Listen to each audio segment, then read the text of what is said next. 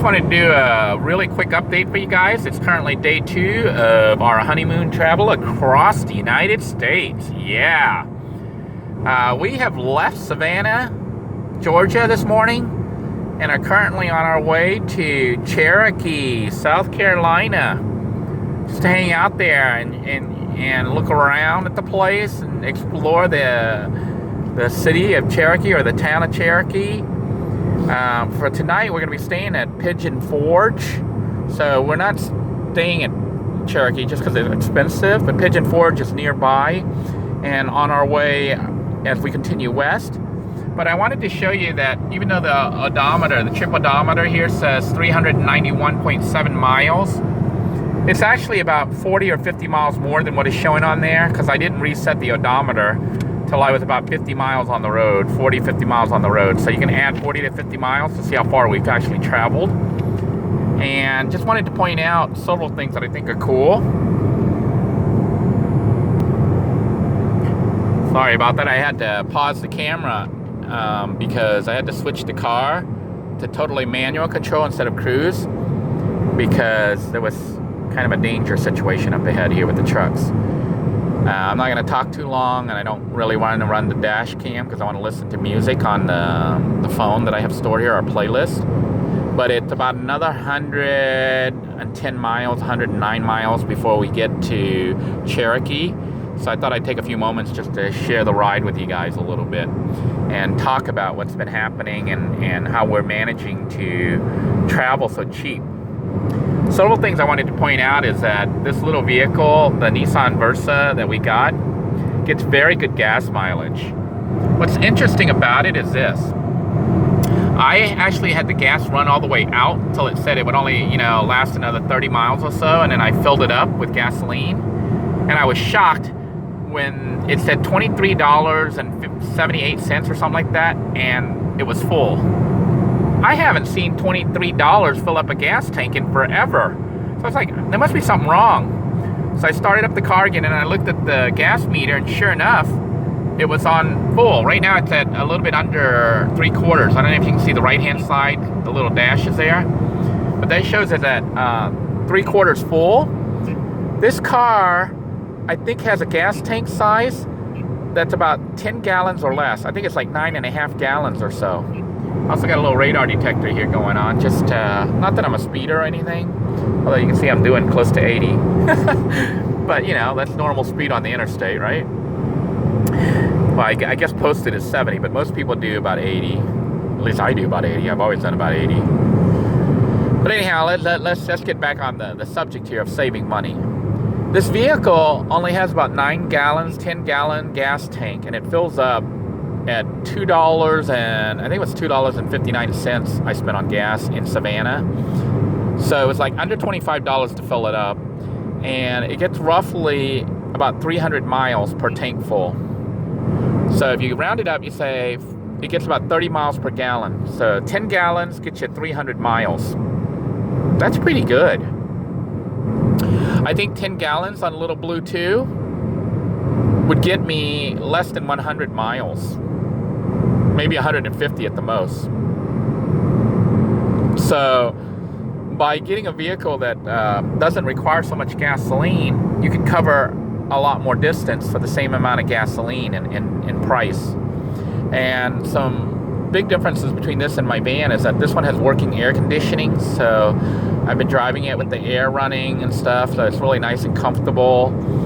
And even though it's small, you can't really live in it. It's large enough to carry clothes and other supplies and my chuck box for cooking. Which brings me to my next point on saving money. If you've ever done any traveling and actually bought food to eat, like even at a fast food joint like McDonald's or whatever, for 2 people in a meal, you're looking at least $15 to $20 for one meal. Okay? So for 2 days, that would have been about $30 right there. And then if you eat a decent dinner is going to be about $20 per meal for both of you. So you're looking at another $40. That's like $70 just on dinner and lunch. That assumes you skip breakfast. So if you add breakfast, by the time you finish with everything, depending on what you order and what drinks, you can end up spending about $80 to $100 a day just for 2 people to eat for food. To put things into perspective, my wife and I have spent $0 out of pocket right now on food, and we're on day 2. Now, we did spend some money on food, but it was food from the house that we brought with us that we could cook in the rice cooker and heat up. So here's what actually was eaten, and to show you a breakdown of 2 people eating a very good meal actually. We had the rotisserie chicken from Walmart, which I bought on discount for $3.47. I think it was either $3.47 or $3.27 for a big, huge chicken, rotisserie chicken. So we ate that as rotisserie chicken. That was one meal for 2 people. Then we saved the rest of it, and we made I guess you guys call it egg salad. I called it my wife's Argentinian sandwich, chicken sandwich mix, but we still have some of that for today. So we ate that yesterday as well for lunch with our, bread that we bought from Walmart for $1, the cheap Walmart bread. And we still have some of that bread too. So when you look and calculate all that, and I even had a Sam's Cola for 84 cents. For 2 days so far, we haven't had dinner yet though, but for 2 days so far, we've spent about $5 or less for 2 people to eat. That's crazy. So saving gasoline to travel by using a smaller vehicle that also has hidden savings. For example, because this is a rental, it's less than a year old, and it's very low mile vehicle, so the chance of it breaking down is very slim. And if it did break down, I think the rental company has to deal with it, not me. So that's another potential savings and something that you don't have to worry about. By renting this vehicle for 3 weeks, pretty much, I save a lot of money. I think I got this vehicle total for about $565 for 3 weeks. And in those 3 weeks for this trip, I am planning on traveling close to 7,000 miles. If you do the math and calculate it out, let's suppose I did try to take Little Blue 2, and Little Blue 2, which we know is pretty much dead at this point, even if it didn't break down, I was probably going to get about 14 miles per gallon, 14 to 18 miles at the most, but calculated average 15 miles per gallon or so. And that's going high. Okay? When you divide 15 miles per gallon, you divide a total of, let's say, 8,000 miles by 15 miles per gallon, you can calculate how much gasoline would get used up. Then you multiply, the number of gallons by the cost of the gasoline price, and you will see what your travel costs will be just in gasoline alone.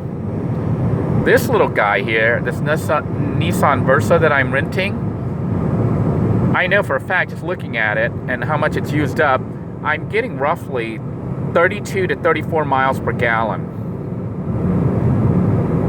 That's twice as good as Little Blue 2 would get, but more than likely 3 times as good. So I'm using 1/3 the cost of gasoline. That money can be used to rent a room for the night, like at a hotel as you travel, and also buy more gasoline so you can see and do more things. So essentially, we're traveling and we're staying in various hotels, but that still gets expensive. The average cost of a hotel, in the middle of nowhere, even around here at least, in Georgia and North Carolina, South Carolina and stuff, is roughly $45 to $75 a night, which is, I think, very expensive. But if I'm only staying in there one night, it's doable because I've diverted some of the costs from the gasoline and the food, so I can afford to stay in the hotel room and be comfortable in the hotel room and cook my own food, and have a nice shower. I can run a hot shower as much as I want and have a full-size bathroom. I don't have to stink up my van. A queen-size bed or a king-size bed for 2 people. Cable TV. It's like a fairly nice way to travel. The only problem with it is this. If you tried to go out for 3 weeks and you were spending, let's say an average of $65 a night on a hotel room, that becomes super expensive. So you got to kind of plan your trip. I'm actually planning on heading out towards Las Vegas and spending about a week, maybe a little bit more than a week in Las Vegas. And the reason for that is the hotel rooms there, you can pick up a hotel room, and we're not talking a crappy hotel, we're talking a pretty decent hotel room for $22 to $25 a night. That's if you don't stay there on the weekends. So if you stay in a hotel in Las Vegas from Sunday through, check in on Sunday and check out on Friday morning, because Friday night and Saturday night are expensive in Las Vegas, you can get rooms for about under $25 a night. So for a whole week, 5 days, that's only $125, folks. Yeah. We're going to be staying in Las Vegas for one whole week for $125 in hotel fees.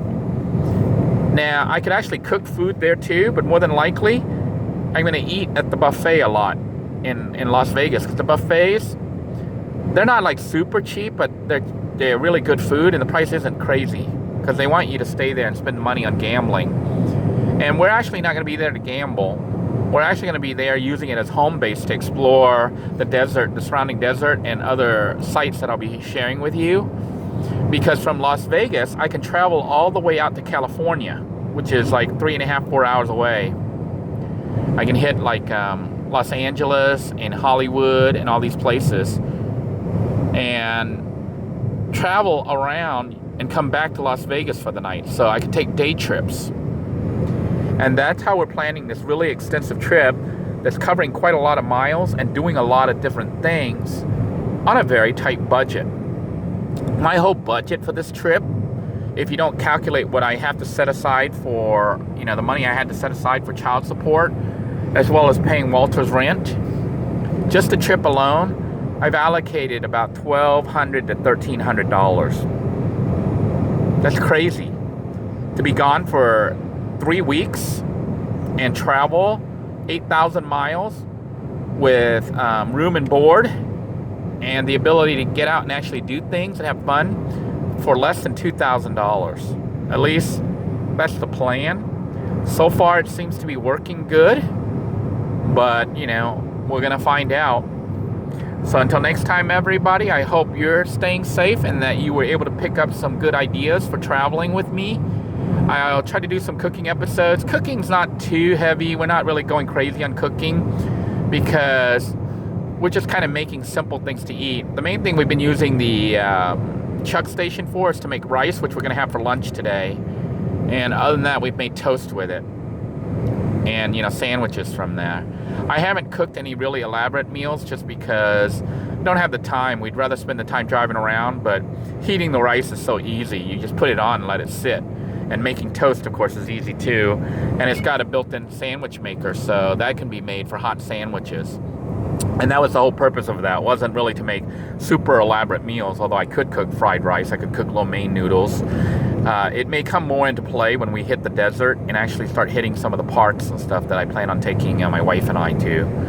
So stay tuned, look for those episodes. Just wanted to give you guys a quick update and share with you what's actually happening on this end, and maybe explain to you why updates aren't happening every day, because I'm actually on the road right now and internet once again is sporadic, and most of the time I'd rather spend right now, because it is our honeymoon, taking my wife out to see new things and do new things together.